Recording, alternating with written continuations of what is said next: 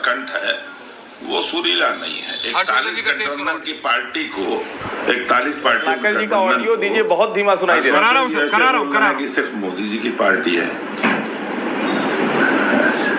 बोलिए बोलिए बोलिए। मैं फिर से जोर से बोल दे रहा हूं ईश्वर जी, मैंने तुलसीदास जी को कोट किया कि खल उपहास होए हित मोरा, काग कहे कल कंठ कठोरा। खल लोग जो होते हैं ना, दुष्ट लोग, वो जब मेरा उपहास करते हैं उससे मेरा हित होता है, क्योंकि कौवे हमेशा कहते हैं कि कोयल का कंठ जो है वो सुरीला नहीं है। 41 पार्टियों के गठबंधन को आप ऐसे बता रहे थे कि जैसे मोदी जी सिर्फ अकेले उसको बीजेपी को लीड कर रहे हैं, बाकी पार्टियां हैं नहीं। और ऐश्वर्य जी, गर्मा जी पार्टी को पसंद करें न करें, आपके ऑनरेरी डायरेक्टर शहजाद जी ने बता रहे हैं गर्मा जी को आज क्या करना है। वैसे उनकी बातचीत से लगता है कि उनका इलेक्ट्रोलाइट इम्बैलेंस हो गया। अरे भाई, डायरेक्टर तो आपके प्रिय शर्मा हैं, आप क्यों परेशान हो रहे हैं? ना शहजाद है ना गरिमा है, डायरेक्टर तो आपके प्रिय शर्मा है, तो आप परेशान मत हुइए, आप परेशान मत हुइए। यू आर ऑनर और आप बोलिए। बाबर जैसे आक्रांताओं के वंशज हैं, जो औरंगजेब और बाबर जैसे आक्रांताओं के वंशज हैं, वो पंकज शर्मा को जमात ही न बोलेंगे, क्योंकि ये जमात से आए हैं। और मुजरा शब्द भी इन्हीं के पूर्वज लाए थे, पंकज मुगल ही मुजरा लाए थे। हमारे यहाँ मुजरा नहीं होता था। कितना प्यार से मुजरा बोला। इतने वाहियात शब्द को इस देश के प्रधानमंत्री ने कहा कि संविधान को सर पर रख के मुजरा कर रहे हैं। आपको पता है ऐश्वर्य जी, इस देश में दलितों की एक बहुत बड़ी जमात है जो संविधान के इर्द गिर्द फेरे लेती है और शादी करने के बाद संविधान का माथा टेकती है। ये जो 400 इन्होंने मांगा, आपने अभी क्या कहा? सूरत बदल गई। आपने अभी शहजाद के ऊपर एक पर्सनल कमेंट मैं आपको कोई आपने अभी ओनली टू पीपल, माफी चाहता हूं, शहजाद क्यों आपने अभी शहजाद के ऊपर एक पर्सनल कमेंट किया। जमात में मैं नहीं आया। आपने अभी पर्सनल कमेंट किया शहजाद के ऊपर। नहीं, आपने अभी शहजाद के ऊपर पर्सनल कमेंट किया। मैं पर्सनल हो रहा हूँ? नहीं, आप हो रहे हैं पर्सनल। नहीं, आप मुझे बताइए पर्सनल क्या हो रहा हूँ? जो बोलेंगे वो बोलूंगा, जवाब दूंगा इसका। क्यों बोला उन्होंने पंकज शर्मा उनकी जमात? आप आते हैं उस जमात में क्या? जो जिस भाषा में बात करेगा उसको उसी भाषा में जवाब मिलेगा। कौन सी भाषा बोली? ना मैं आपका गुलाम हूं। क्या बोला? ना शहजाद का गुलाम। तो मैंने कब कहा कि आप किसके गुलाम हैं? ना वो आपके गुलाम है, ना मैं आपका गुलाम हूं, ना आप मेरे। सीधा बोला। पंकज शर्मा पर्सनल। पंकज शर्मा क्या जमात चलाते हैं? आप पंकज शर्मा को यहाँ बेइज्जत करने के लिए? पंकज जी को लाइए, पंकज जी को भी ऑनर लाइए। आपको ये पर्सनल कमेंट करने में ना मजा आता है, डिबेट को डीरेल कर देते हैं। आप किसी के परिवार को बोल रहे हैं, आप किसी की फैमिली को कर रहे हैं। डिबेट डीरेल नहीं करता हूं, मुझे आप हटा दीजिए स्क्रीन से। तब क्यों हटा दूं? क्यों? गलत चीज बोलेंगे ऐश्वर्य जी, गलत चीज का जवाब आप पर्सनल हो जाते हैं। आप शहजाद के साथ हमेशा पर्सनल हो जाते हैं। आपको कुछ पर्सनल डिबेट करनी है करिए, लेकिन इस तरह से मत कीजिए। नहीं, डोंट डू दिस। आप मुझे बताइए, मुजरा शब्द का उपयोग किया गया, पंकज शर्मा और उसकी जमात बताया गया। कल चुनाव है, वो चुनाव पे बात करें। हमारे यहाँ भाजपा के लोगों ने मुझे बुला के कहा है आपको बोलने को कि क्या बनारस के भाजपा के कार्यकर्ता सिर्फ दरी बिछाएंगे? मेयर का इलेक्शन होगा तो विद्यासागर राय, अशोक चौरसिया, नरसिंह दास, महेश श्रीवास्तव गायब हो जाएंगे। अमित शाह का आदमी आ जाएगा। मंत्री बनेगा वो व्यक्ति जो कांग्रेस से आया होगा। एमएलसी बनेगा वो व्यक्ति जो कांग्रेस से आया होगा। उन्होंने मुझसे कहा कि आज अंतिम डिबेट है, आज ऐश्वर्या जी से पूछिएगा कि वो पूछे क्या बनारस के जो पुराने कार्यकर्ता हैं वो खाली दरी बिछाएंगे? आप उनके मन की बात समझते हैं इस बात को ऐश्वर्या जी? आप मेरी बात समझिए। आपको शहजाद को बोल के कुछ होता है तो होता है। हाँ? अरे मैं शहजाद को अब कहाँ बोल रहा हूँ? मैं भाजपा पे बोल रहा हूँ, आप शहजाद पे आ जाते हैं। नहीं, आप बताइए ना, बनारस के कार्यकर्ता क्या दरी बिछाएंगे भाजपा के? ये तो बार बार कांग्रेस के बारे में पूछते हैं। आप मुझे बताइए। नहीं, आपको जो करना है आप करिए, जनता देख। अभय कुमार को लाई, आपको जो करना है आप करिए। आप लोगों को आपको जो करना है आप करिए, आपको जो करना है। Sharma, Abhay Kumar with graphics only. Abhay ji, ये नंबर कैसा लग रहा? Only Abhay Kumar in 30 and 70 and graphics. Abhay the number cruncher. Abhay ji, क्या लग रहा है आपको? खड़गे मैंने कहा मेरे को चाहिए ओनली अभय कुमार, ग्राफिक्स में 70। Thank you. अभय बताइए, खड़गे कह रहे हैं 273, बीजेपी कह रही है 370। अभय का ऑडियो खोलिए और 70 में डालिए। Thank you. बोलिए अब है। देखिए, अगर हम बात करें तो कांग्रेस के लिए कोई अच्छी खबर तो दिख नहीं रही है। कांग्रेस के लिए कहीं से कोई अच्छी खबर होती हुई दिख नहीं रही है। अगर हम बात करें कि कांग्रेस पार्टी 1991 के लोकसभा चुनाव के बाद सबसे अच्छा कांग्रेस का परफॉर्मेंस हुआ था 2009 के लोकसभा चुनाव में, कब जबकि 206 सीट जीती थी और 141 सीट पर दूसरे पायदान पर आई थी। 347 सीट्स पर इनका डायरेक्ट टसल रहा था। लेकिन अगर हम 2014 पर आ जाते हैं तो कांग्रेस पार्टी 44 सीट जीतती है और 224 सीट पर दूसरे पायदान पर आती है, मतलब 268 पर डायरेक्ट इनका कॉन्टेस्ट होता है। 79 सीट्स की कमी आ जाती है। 2009 से 2014 आते आते 79 सीट की कमी आ जाती है। अगर हम 2019 को उठा करके देखें तो 52 + 209 52 सीट जीतती है और 209 सीट पर दूसरे पायदान पर आती है। 261 7 सीट और घट जाता है। तो कहने का अर्थ है कि कांग्रेस के लिए कोई अच्छी खबर नहीं है और कांग्रेस ने कोई कोर्स करेक्शन किया हो ऐसा दूर दूर तक दिखाई नहीं पड़ रहा है। कैसे? देखिए, ऐसा होता है कि जालंधर लोकसभा सीट जहां कल वोटिंग होना है, वहां पर वह seat Jalandhar Lok Sabha seat Congress party 1999 से लगातार जीतती आ रही थी।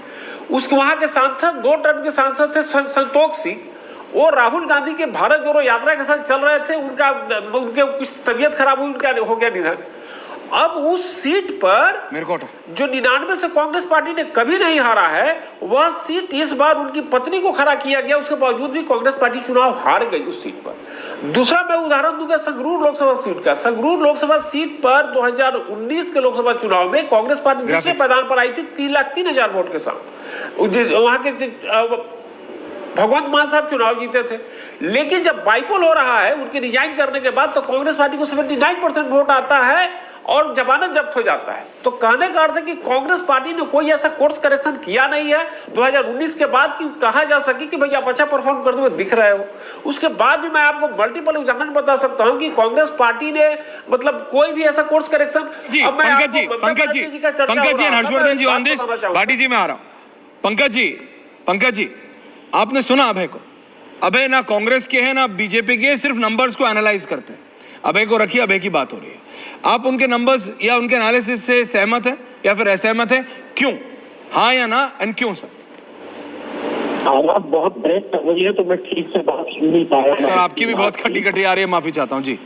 एक दिन सर आपको बुलाऊंगा मैं, कल आपको यहीं स्टूडियो ही बुलाऊंगा हाथ जोड़ के। हाँ, जहाँ नंबर गेम का सवाल है, शुरू से ये बात साफ मुझे और भी बोलना है यशवर्धन जी, मुझे और भी बोलना है। हाँ अभी रुकिए अभय जी, आपको भी पूरा 1 घंटा दे दूंगा मैं। कल बोलिएगा पूरे दिन। नहीं, बात है कि भारतीय जनता पार्टी ने अपने लिए जो लक्ष्य तय किया था 370 सीटों का, उसको तो हासिल करने का कोई सवाल ही पैदा नहीं होता। पिछली बार जो 303 सीट चाहता हूँ, स्काइप के सिग्नल इतने खराब हैं, आप सीनियर लोग हैं, मेरे को रोकते हुए भी खराब लगता है। हर्षवर्धन जी मैं उसको ठीक करा रहा हूँ sir, I am coming back to you right back. Harshvardhan ji, अबे नंबर्स को एनालिसिस कर रहे हैं। अबे कह रहे हैं भैया देखो मैं गलत नहीं बोल रहा हूँ, 0 और 1 है, 0 और 1 बाइनरी है। मैं 0 और 1 को गलत नहीं कह रहा हूँ। अबे सिर्फ नंबर्स का एनालिसिस कर रहे हैं, ओनली नंबर्स का। हर्षवर्धन जी ग्राफिक्स। भाटी जी आ रहा हूँ, शहजाद जी आ रहा हूँ। देखिए ऐश्वर्य, मुझे लगता है कि जो अभय बता रहे हैं उसको अगर ध्यान से देखें तो कोई भी व्यक्ति, और चूंकि मैं भी देश के अलग अलग हिस्सों में गया इन चुनावों के दौरान, आप भी गए होंगे, सारे ही लोग जितने लोग इस पैनल में दिख रहे हैं, कुछ लोग अपने आसपास रहे होंगे, कुछ लोग देश भर में गए होंगे। एक बात बड़ी साफ दिख रही है कि नरेंद्र मोदी और भारतीय जनता पार्टी के सामने ये जो गठजोड़ है ये मजबूरी में बना, अपने अंतर विरोधों के साथ बना। इतने अंतर विरोध थे कि उसके बीच में गठजोड़ तो छोड़िए, कांग्रेस पार्टी टूटती रही। जिस बात को ठीक से देखा जाना चाहिए कि कांग्रेस पार्टी टूटती रही बीच बीच में। जिन जिन राज्यों से राहुल गांधी की यात्रा गुजरी वहां लोग टूटते रहे। ममता बनर्जी कहने के बावजूद और उस मीटिंग की पहली मीटिंग का हिस्सा होने के बावजूद, लगातार साथ बैठने के बावजूद, इस गठजोड़ का नाम सुझाने के बावजूद, तब भी वो साथ में नहीं होती है। नीतीश कुमार उस गठजोड़ से निकल जाते हैं। इसके बावजूद अगर आप कह रहे हैं कि ना ये गठजोड़ बड़ा कमाल कर रहा है, भारतीय जनता पार्टी नरेंद्र मोदी बिल्कुल पीछे जा रहे हैं, तो मैं इस थियरी को बाई करने को तैयार नहीं हूं। मेरा यह मानना है कि भारतीय जनता पार्टी 2019 से बेहतर आंकड़े पर खड़ी है, शानदार बहुमत के साथ जीत रही है, और उसकी बड़ी वजह यही है कि विपक्ष की कोई रणनीति नहीं थी। एकमात्र रणनीति इन्होंने जो बनाई वो संविधान और आरक्षण खत्म हो जाएगा, जिसको लेकर एक सेक्शन के बीच में जरूर इन्होंने अपनी, जिसको कहते हैं ना कि अपना एक ठप्पा मारने की कोशिश की, जिसका जवाब प्रधानमंत्री नरेंद्र मोदी ने दिया। शहजाद, एग्जिट पोल कल आएंगे। एग्जिट पोल के अलावा दो और इंडिकेटर्स होते हैं जो कि पॉलिटिकल और इकोनॉमिक एनालिस्ट या जो जानकार होते हैं उस पर पल्स रखते हैं, आप भी रखते होंगे। एक शेयर मार्केट और एक अनऑफिशियल सट्टा बाजार। आपको पता है अनऑफिशियल सट्टा बाजार पे भी सबकी नजर होती है, कोई माने ना माने सब एक टटोलते रहते हैं। पॉलिटिशियंस हो, पॉलिटिकल एनालिस्ट हो, नेताओं के पास वाले लोग, हर्षवर्धन जी सब रखते हैं। ये जो पर्सनल इंडिकेटर्स हैं, शेयर मार्केट का, सट्टा बाजार, बिल्कुल शेयर मार्केट 2% है, 2% गिरी। इट्स क्लियरली इंडिकेटिंग कि प्रेजेंट डिस्पेंसेशन को कोई नुकसान नहीं है। लेकिन विपक्ष के अध्यक्ष जब खड़े होकर बोलते हैं कॉन्फिडेंटली 24 घंटे पहले कि हम 273 ला रहे हैं, 273, तो बीजेपी का क्या रिस्पॉन्स होता है? शहजाद जी। देखिए ऐश्वर्या जी, ये बात सही है कि कुछ लोग सट्टा बाजारियों की नब्ज पर हाथ रखते हैं और कुछ लोग शेयर बाजारियों की नब्ज पर। हम जनता की नब्ज पर हाथ रखते हैं, इसलिए हमें जनता से सीधा सीधा फीडबैक और डायरेक्ट रिस्पॉन्स मिलता है। और मैं आपको इसका उदाहरण देता हूं कि अगर जनता की नब्ज पर तो इंडिया अलायंस का भी हाथ है। इसीलिए आप देखिए कि 2014 में कांग्रेस के पास से मात्र गवर्नेंस गया, 2019 में उनके पास से रेलेवेंस गया, और 2024 आते आते ये एग्जिस्टेंस की लड़ाई बन चुकी है। इसीलिए कांग्रेस ने जो 400 सीट पर एक समय पर बैठती थी, आज वो 400 सीट कंटेस्ट करने की स्थिति में नहीं है।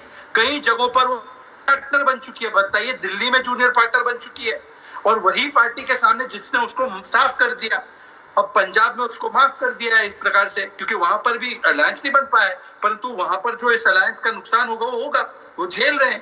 तो इस प्रकार से कांग्रेस ने जिस प्रकार से अब अपनी एग्जिस्टेंस की लड़ाई पर आ चुकी है, इसलिए कई ऐसे दलों के साथ उन्होंने गठजोड़ किया है जिसके साथ वो कभी जानती भी नहीं, जा भी नहीं सकती थी। और दूसरी बात देखिए ऐश्वर्या जी, मैं माफी चाहता हूँ, कुछ देर के लिए मैं आपके शो से दूर हो गया था, क्योंकि मेरे बाप दादा वंशज, मेरे बाप दादा ने जिन्ना की जो है उस पर लात मारकर, जिन्ना को लात मारकर इस देश में रहने का निर्णय किया था। तो मुझे उन लोगों से सर्टिफिकेट नहीं चाहिए जो अपने दादा को तो पारसी बताते हैं और फिर कोई कॉल ब्राह्मण बताते थे अपने आप को। तो ऐसे व्यक्तियों के लिए जिनको कहां से उनका गोत्र आए नहीं पता हो, कम से कम उनके सर्टिफिकेट की आवश्यकता नहीं है। मुझे उम्मीद है कि आगे से ऐसे सड़क छाप लोगों से I don't expect this comment coming from Ratnakar ji. मेरे को लगता है रत्नाकर जी को नहीं देना चाहिए था इस तरीके का। वो हर बार करते हैं, पर्सनल नहीं करना, पहली बार नहीं, वो हर बार करते हैं। आपसे कुछ एक दो लोग हैं, मैं आपको बता रहा हूं, एक दो लोग हैं उनको आपसे इतना असीम प्रेम भाव है। डिबेट में किसी में भी कर रहा हूं मैं, अगर डिबेट फिजिकल डेफिसिट पे भी कर रहा हूं ना, बजट पे भी कर रहा हूं, तो भी वो पर्सनल कमेंट कर देते हैं। हर्षवर्धन जी, मैं बता रहा हूं आपको, मैंने ऑफर करा कि एक बार कर लो, छोड़ देते ना। हाँ, कम से कम मेरे मरे हुए बाप को छोड़ देते। वो मेरे पिताजी इस देश नहीं, वो गलत है। पेरेंट्स नहीं, ये सब नहीं करना, आपको छोड़ देते और कुछ नहीं करते। ये सब नहीं करना चाहिए, ये सब बिल्कुल नहीं करना चाहिए। और मैं भाटी जी आपके पास आ रहा हूँ, भाटी जी इन स्टूडियो, अभय जी मैं आ रहा हूँ, पंकज जी का ऑडियो ठीक हो गया, अभय को मिले। भाटी जी देखिए, बहुत सारी चीजें होती हैं, शेयर मार्केट हो, सट्टा बाजार हो, ग्राफिक्स लाओ भाटी जी के साथ, ये सारे इंडिकेटर्स होते हैं, है ना। शहजाद ने उस पर मेरे को पलटा मारने के लिए बोला, भाई हमारा तो जनता पे पल्स है, तो हर नेता का जनता के ऊपर पकड़ होता है, लेकिन ये इंडिकेटर होते हैं, आज से नहीं है, बहुत पहले से। आप देखिए शेयर मार्केट कितना गिरा, कितना गिरा, आप नोट कीजिए, ज्यादा गिरा नहीं गिरा, क्यों? सट्टा बाजार के 2 आंकड़े तो मुझे याद हैं, और भी होंगे, लेकिन 2 मुझे अच्छी तरह याद हैं। 8-9 है देश में जो 2022 में विधानसभा चुनाव में उत्तर प्रदेश में सट्टा बाजार हमारी सरकार बनवा रहा था। हाँ। हमारे मतलब भाव के हिसाब से हमारी सरकार बन रही थी। अभी पीछे जो चुनाव हुए राजस्थान में कांग्रेस की सरकार बनवा रहा था सट्टा बाजार। तो ये सट्टा बाजार के ऊपर हम, ये बुजुर्ग हैं वो सब देशभक्त हैं, भारतीय हैं, देश के निर्माण में उनकी बड़ी भूमिका है। लेकिन मैं शहजाद भाई से इतना निवेदन जरूर करना चाहूँगा विनम्रता के साथ कि ऐसे ही 20 करोड़ लोग और हैं जिन्होंने जिन्ना को ठुकरा दिया था, जिन्ना को ठुकरा के जो भारत में रुक गए थे, उन्हें आपकी पार्टी के लोग जिन्नावादी कहते हैं और समय समय पर कहते रहते हैं पाकिस्तान चले जाओ, उन्हें देशद्रोही बताते हैं, आतंकवादी बताते हैं। आपको उस समय भी पीड़ा होनी चाहिए, केवल व्यक्तिगत आपको अपने ऊपर कमेंट करने पे पीड़ा हुई, आपको उस पूरे समुदाय जो देशभक्त समुदाय है, जिसने देश की आजादी में खून बहाया, कुर्बानियां दी, उन्हें जब आपकी पार्टी के लोग गद्दार कहते हैं, आपको उस समय भी ऑब्जेक्शन करना चाहिए। पंकज शर्मा जी, अच्छा शहजाद